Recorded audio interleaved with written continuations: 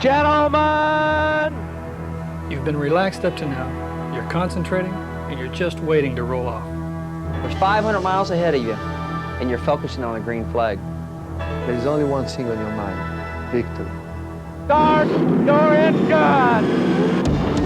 It takes a special breed of man and machine.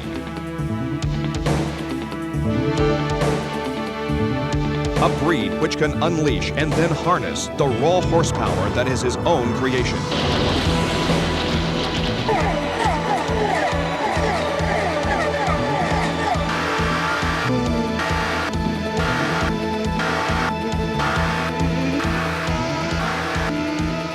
To push it to the edge of existence and ride the fine line between total domination and disaster.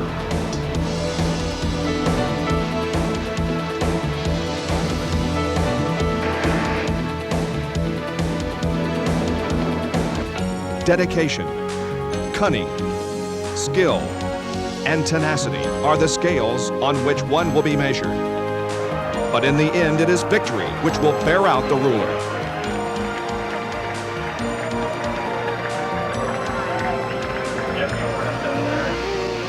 Mobile One presents Behind the Wheel at Penske Racing, featuring an inside look at the workings of the Penske machine. You'll meet the championship drivers from Penske Racing, Rusty Wallace, Rick Mears, and Emerson Fittipaldi. You'll visit the race shops, go stock car testing at Daytona, and kart IndyCar testing at Sebring, where Rusty Wallace will take his first laps ever in an IndyCar.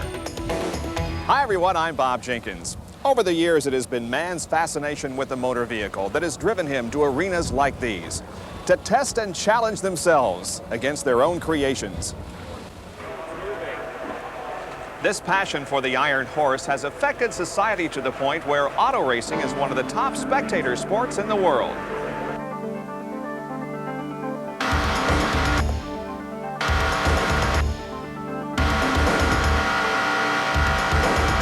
For the fans that sit in the grandstands and watch on TV, it's a small part of what goes into building a race team. I think you're ahead of Sullivan now by almost, he's only about 5 cars ahead of you, and he's on the same lap. You read me? He's every paper boy's role model. He gives new meaning and life to the word entrepreneur. From race driver to car owner, he is Roger Penske, now head of a multi-billion-dollar conglomerate that serves as an umbrella for a diversified portfolio of transportation services. The man known as the Captain, or RP, personifies business acumen and showmanship and has been likened to the P.T. Barnum of IndyCar racing. As an owner, he has won 64 IndyCar races, more than anyone to ever enter the sport. I mean, he wants to win, and I want to win, and that's great when you know that behind you, the team owner is putting so much effort, is motivating the whole team to win, and that's Roger. I mean, Roger is a driving force. Roger works extremely hard to win. I mean, he is on the phone to me constantly, asking questions that are normal questions. He's asking questions that a chassis specialist asks. Roger wants to win as bad as I do, as bad as Emerson does, as bad as Rusty does. So, you know, you can't ask for a better owner. He's been a driver himself. He understands what's taking place. When you come in and say the car is doing this or doing that, he knows what you're talking about. And he understands that you can't drive a race car if it doesn't work. Well, I think in business to succeed, you've got to make it happen. There's no question that in the racing business, nobody comes over and says if you're 2 or 3 miles an hour slow, you know, how do you fix that? You've got to do it yourself. It's the same thing when you're making a sales call. You got to knock on doors. I tell my people the phone rings both ways. If you're not hearing anything, you better make a call. So racing is a lot like business. You got to make it happen. And Roger knew how to make it happen from the start. In 1962, driving the controversial Xerox Special, he won the LA Times Grand Prix at Riverside and 4 other events, earning him the title of Driver of the Year by the New York Times. The year before that, he was named Sports Illustrated Driver of the Year after winning the SCCA National Demodified Championship. Throughout his driving and business career, Roger has operated on one basic philosophy. He's a perfectionist. You know, his motto is effort equals results. the harder you work, the more you're going to get. The effort equals results. That's one of his favorite sayings. And he puts out more effort than anybody. But it was the effort that Rick Mears was putting forth in off-road racing that attracted Penske to him. Mears was the Ascot Park Sprint Buggy Champion in 1971 and continued to score victories in the dusty deserts of the Southwest in 72 and 73. In the fall of 1977, Mears was riding in Wally Dallenbach's annual Colorado 500 motorcycle rally. It's an event that attracts top drivers like Al Unser and IndyCar owners. Mears was able to spend a few quiet moments chatting with Penske. Roger offered Mears an IndyCar ride as a substitute driver for Mario Andretti, when Andretti couldn't appear because of his Formula One commitment. Rick's success was almost immediate. He visited Victory Lane 3 times in 1978, proving his versatility by winning both on the ovals and on road courses. His first victory at Indianapolis came in 1979 in his sophomore year, and he became the first car champion that year, repeating titles. Then on November 18, 1986, Mears established a new North American closed course speed record, timed by CART, sanctioned by the SCCA, and certified by the Automobile Competition Committee of the United States. The record came on the high banks of Michigan International Speedway. Wow, that's it. The speed was 233.934 miles an hour. While Rick and Roger were already experiencing great success in Indy cars, another driver was just beginning to make his mark in stock car racing.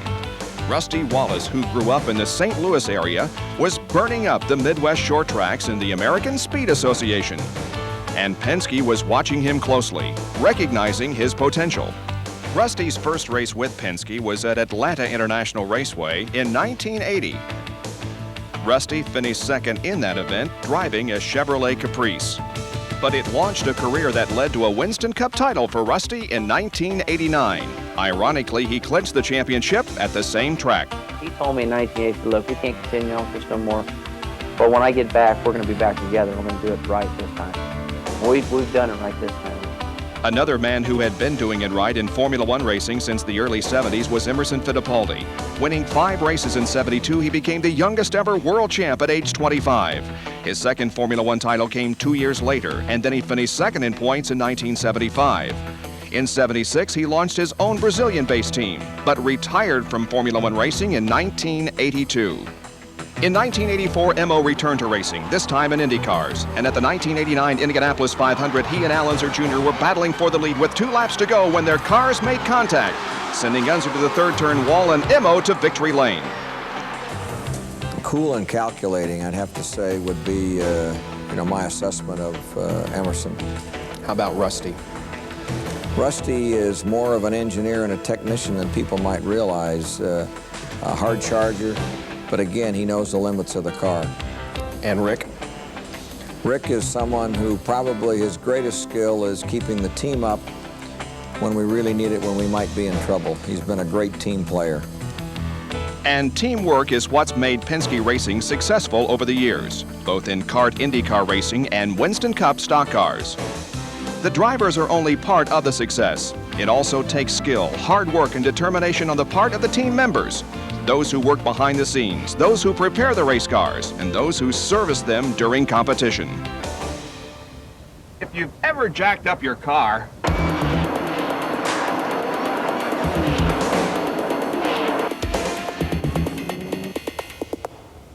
changed a tire, right side jack opening the car, you think make our roll, clean your windshield, headlights, and grill. Emerson takes one of those shields off his helmet, he gets a spray of water and he's back off. Stopped at the drive-thru for your favorite refreshment.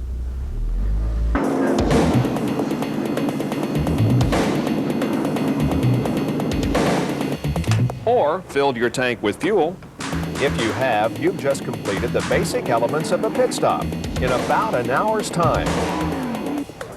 In fact, in the time it takes you to install your spare tire and jack back in your trunk, an IndyCar or stock car team can completely service a race car. And we'll see if some of this conditioning all the crews have been doing will pay off for Rusty Wallace and some of the other crews here as he brings his car, the Miller Genuine Draft Pontiac, to a halt. They will make what should be the final 4-tire change, and they are going to put sticker tires on.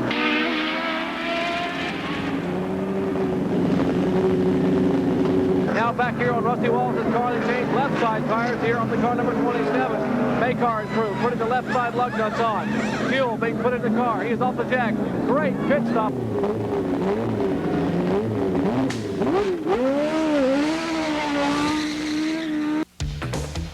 As a team, these men are the stars in an all-star cast. While IndyCar and Winston Cup teams are famed for the efficiency they display during pit stops, no team is more famous than the one that helps propel Penske drivers to the winner's circle. The IndyCar shops of Penske Racing are located in Reading, Pennsylvania, about 60 miles northwest of Philadelphia. Originally built in the early 70s, the facility has been expanded 3 times to its current 30,000 square foot size. Here, 58 men and women working together have put Roger Penske at the top of the all-time IndyCar win list. Can I have some tape? Red, black, and white. All the colors of the Marlboro car. That'll do it. Great. Thank you. The Reading shops are built on a bay system, whereby each individual has his own work area, and as you can see, each area is clean and orderly. The Penske South Stock Car shops are in Mooresville, North Carolina. This facility opened in 1990 and combines the best of the Reading shop with the needs of a stock car team. While IndyCar team manager Chuck Sprague is away testing, Clive Howell is responsible for the daily work assignments. The Penske cars themselves are actually built in Poole, Dorset, England, and designed by Nigel Bennett. In Reading, they're assembled piece by piece by professional craftsmen who take pride in their work and their finished product. And they're people who aren't just focused on one sport. Richard Buck, chief mechanic on Mears' car, is only 29 but has been racing 25 years. Right now the car is in the paint shop. It's being filled and fitted and finally painted. And what we're doing right now is trying to be as organized as possible so we can assemble the car in the shortest amount of time and do a proper job. So the crew and myself are assembling as many pieces right now that we can. And tending to all the packing of the spares and anything else that we might need to do, and organizing, getting ready for the next race. The sanding and painting of the car is more important than you might think. Making a car as slick as possible improves its aerodynamics and allows the car to move through the air quicker. Dave Eisenhofer is one of 3 full-time painters employed at the Reading shops. We try to get the most important parts that the mechanics need to put the car together, like the tub and rad boxes and pieces like that. Try to get that together and get that painted so they can start working on it. And then from there on in, the wings and things like that, they put on the car last. In Mooresville, the paint shop is located outside the main facility, but just a few yards away. Here, a downdraft system is used so that the painting can be done right next to other workers, without the fumes. Not only is painting done here, but also paint removal to parts of the car that have been damaged and must be replaced. Unlike the Indy car, the stock car is an all-American product. The basic frame of the car is built by a U.S. manufacturer. And while resting on a 45,000-pound surface plate, the car is virtually built from the ground up.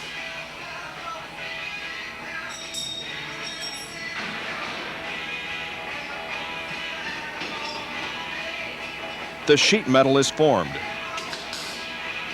The suspension pieces are assembled. A job that takes a surprisingly long time.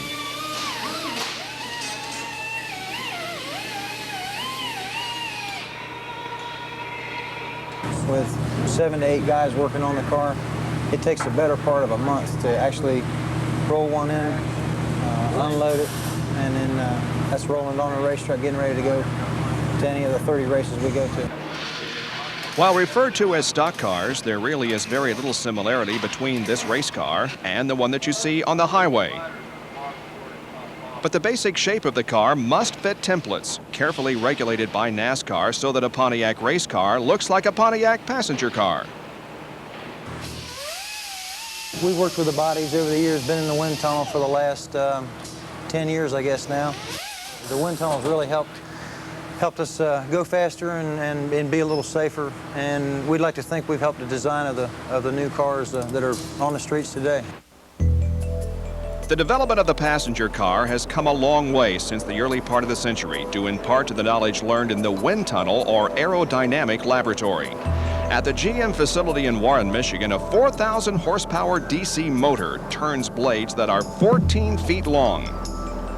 The winds created by the fans simulate a car traveling at 135 to 145 miles an hour. 80 tons of air are being rushed over the car.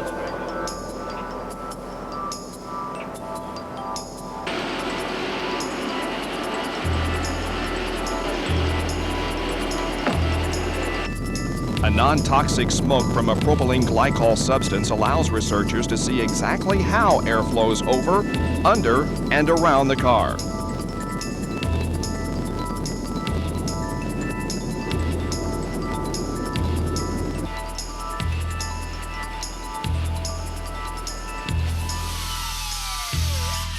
From what appears to be just a series of welded-together pipes to a sleek and nearly aerodynamic perfect race car. Crew Chief Jimmy Maycar tears down the car after each race. Each piece is carefully inspected for unusual wear, and only the best products are used to make sure that the parts last through another race. He looks for even the slightest detail, like grinding a small bolt that could mean the difference between winning and losing.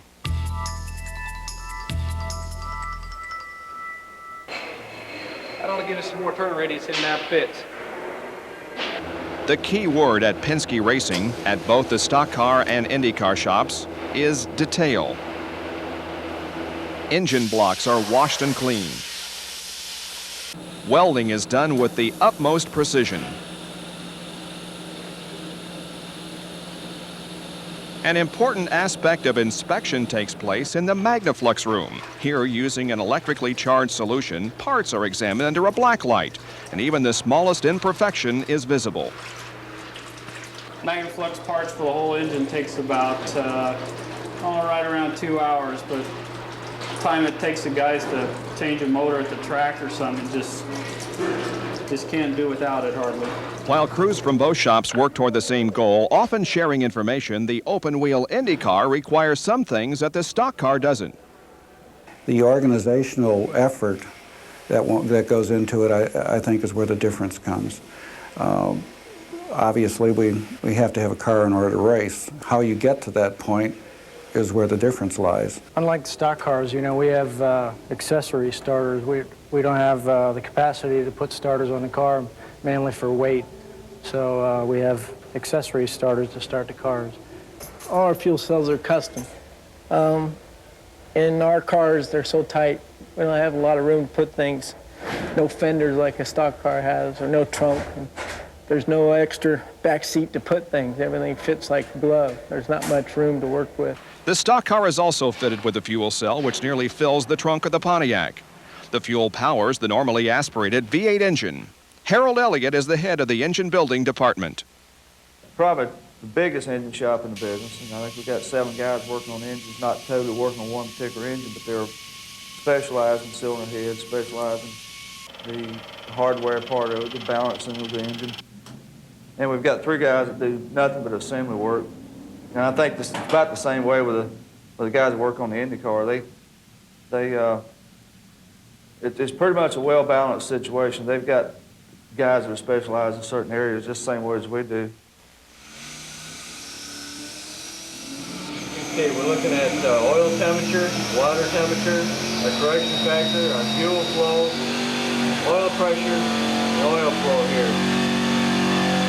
Up in this area of the screen is our exhaust gas temperature. As you can see, the temperatures will climb as the engine RPM climbs. If you watch the bar graph, it'll give you a good idea what this engine is actually doing during the test period. The power plant in the Indy car is a turbocharged double overhead cam Chevy Indy V8. One of Rogers' longest employees, Carl Keinhofer, is in charge of the engine room in Reading. Penske, in conjunction with Ilmore Engineering, helped develop this engine, 20 of which are maintained here during the course of one season. The Chevy Indy V8 has proven itself to be a winner in kart competition. These last, probably 5 years, we've really concentrated on aerodynamics of the car. So everything gets tighter and closer tolerances, and therefore the heat builds up, and with heat you have friction and wear. So our lubricants are extremely important to us. We need to feel real confident in, their ability to do the job and perform. And with this introduction of synthetic lubricants here, it's really kind of, if you will, taking a bit of the pressure off of us. They really outperform all the other oils. The amazing thing is that a lot of times we find in racing, what's good for racing is good for our passenger cars, or even like our transporters that we haul the race cars around in, the 18-wheel big rigs. We put the synthetic lubricants in that, and it drops the temperatures and decreases the load and ups the fuel mileage. So it goes all around. Daytona Beach, Florida. The first stock car race of the year, the Daytona 500, is held here each February. It's also where most of the testing is done during the winter months. In Central Florida, the old airport at Sebring provides the venue for IndyCar testing. The team hopes that the weather will break and some serious testing of the brand new 91 version of the Penske chassis can begin.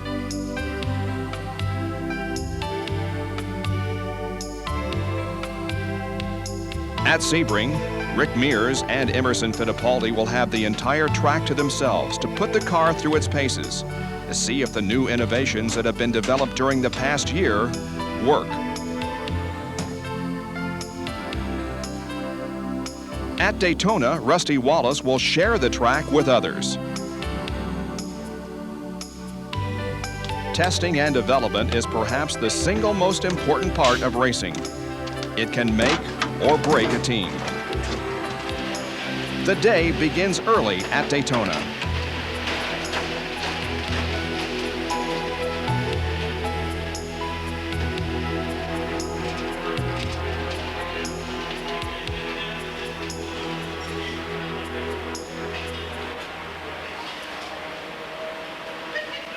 Final preparations are being made at Sebring. Crew Chief Makar knows he will have only 2 hours to get the stock car working to perfection.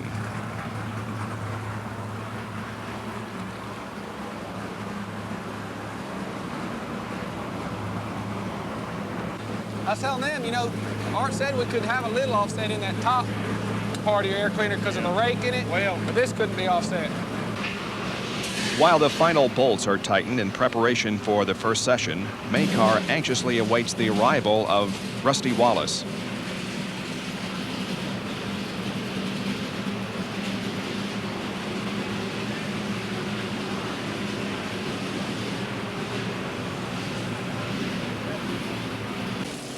Wallace, while appearing relaxed, knows he too is under the gun. The pace is much more relaxed at Sebring.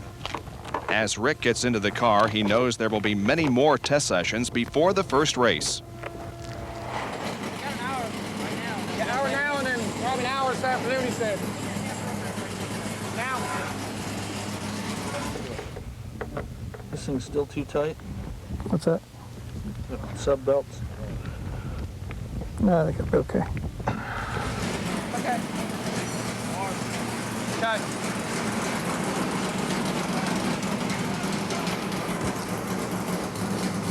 Rusty is ready to head for the track. Makar will grab a radio and head for the top of the transporter to watch the laps.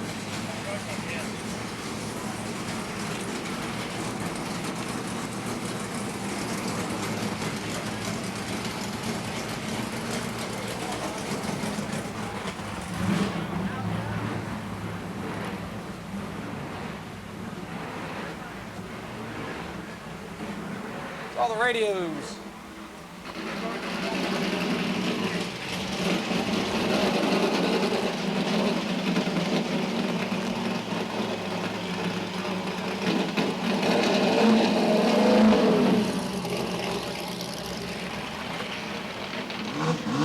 The IndyCar team is also ready for Mears to take the first laps.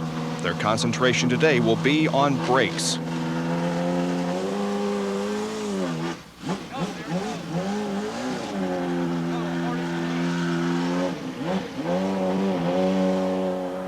A pensive Makar watches the laps. Rusty tries to break the tension with conversation on the radio. Yeah, 10-4.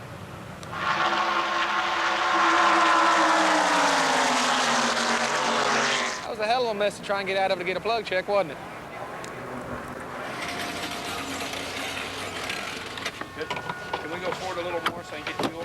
Okay. About 2 feet or 3 will get me. Thank you. Were you playing a band over there? Not too bad. It's doing a couple things. It doesn't like entry. Front end feels pretty good on entry, like into these concrete corners. You know, it feels like it bites and points pretty well. If you take big steps, it's easy to step over the line. If you take small steps, you can step up to it and start stepping on the edge of it and feeling it, so you don't step over it and make a mistake. So I always try to, you know, sneak up on things a little bit at a time to begin with, and just kind of work into it. Testing has never been frustrating for me. It's been frustrating when you've left the shop with an idea you thought it's just absolutely going to work, and you get to the track and it doesn't work, and you can't figure out why it won't work, because it's got to work from all the knowledge you've learned in the past. And sometimes testing can really confuse you, but on the other hand, it could really be frustrating and confusing and disappointing if you try to do it at the race and not in a test session. Even before Rusty makes it back to the garage area, he's radioed Makar that he'd like to try a different spring setting.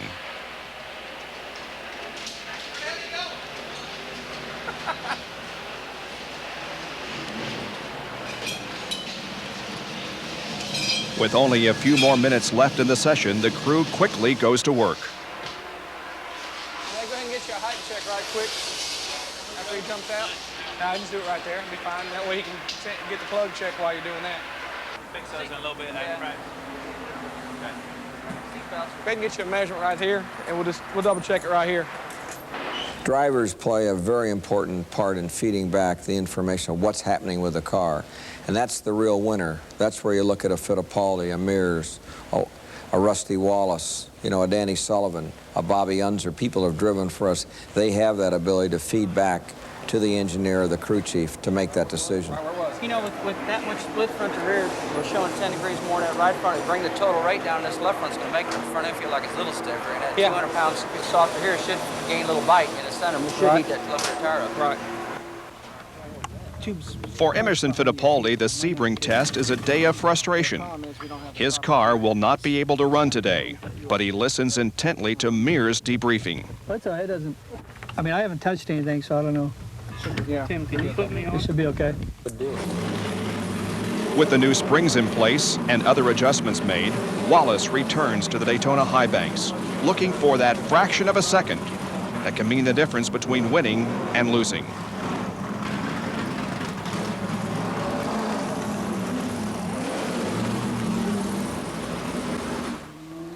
And the search for speed also continues at Sebring.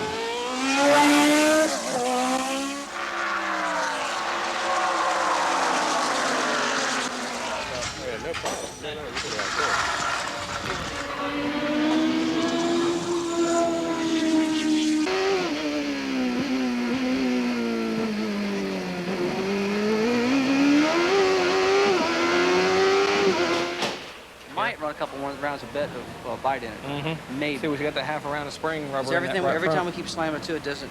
It's like it wants more load there, you know, a little more. Yeah.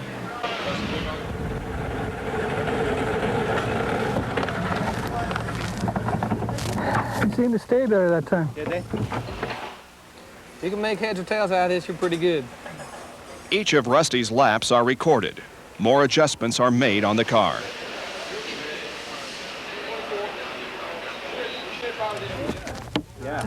Mears is making progress. The handling on the Indy car is beginning to come around. Yeah, they seem to be better. Seem to stay better this time. They seem to stay better this time. Fittipaldi won't have a chance in the car today, but knows that knowledge gained will help when the car is ready. Come on, come on.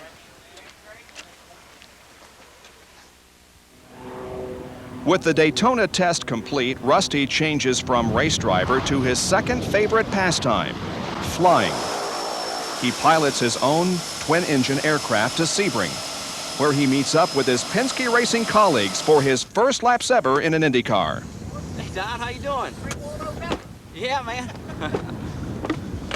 You like it? Good deal. Over to the left and pull back for 5. Yep. First, second, third. Down and just kind of, left. Yeah. Back is first. And forward, So second, third. second, third, then over fourth, First is fifth. way, Okay. Second, third, fourth. Gotcha. All right. Just an H pedal. Okay. All right. Good Ready? deal. Yeah, I'm ready. You want to go do it? I got to do it? You got to Oh, man. All right. Pressure's on, Your huh? Your turn. Gotcha. We better put this thing back together then, huh? Yeah. Okay. Ready? Let's see if we can get in that seat. I don't know if I can get in that seat. You can teach me how to get in it. Hey, look at here. Okay. That's not the right helmet to wear. Okay, you might want to step around to the other side. Okay. I'll get the butts out of the way here.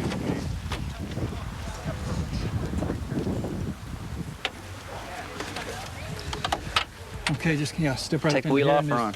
Yeah, take that off. And just step over, step in it. Belts on. Yeah, get them out of the way. Kind of point your toes. Wiggle through the bulkheads a little bit.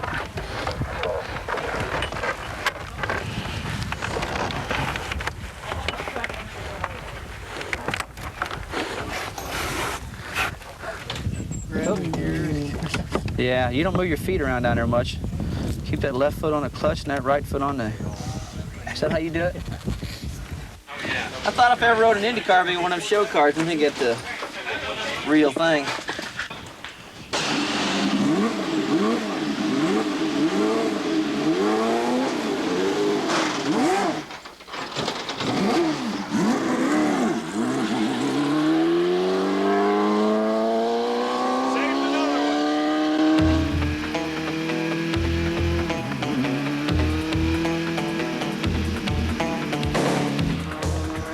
Times it's going around? I think just 2 or 3. The smile on Wallace's face tells it all.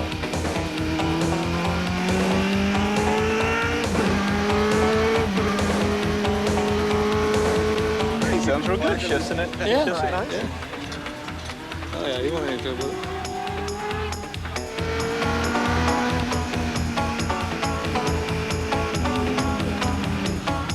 There's rain in the area, and the crew would like Rusty to call it a day, but Wallace is having too much fun.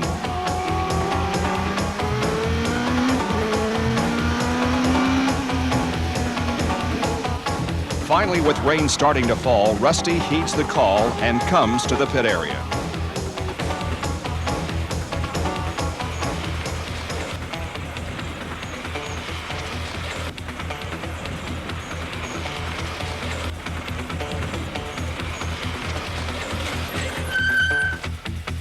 He's probably not ready to exchange his Pontiac for a Penske Indy car, but all agree his first Indy car test was a success. It's a couple. That's about it. Start raining back there. Take some gas and light the wheels up. Oh, I tell you, that's transmission stuff, isn't it? I like that. Yeah. They have a stock car, you go to feather into it. You know, you just feather into the throttle, you feather into this, and nothing happens. And all of a sudden, you feel that little extra down there, you nail it, and that's when it launches. Yeah. I couldn't hear nothing. I had so much wind racing by with that helmet on. You can't even hear the motor running. Roger Penske, who once knew the hectic life of a race driver, now concentrates on the business side of the sport, while staying in close contact with both of his teams. Two very different forms of racing, but one man devoted to their success, not willing to accept anything short of victory.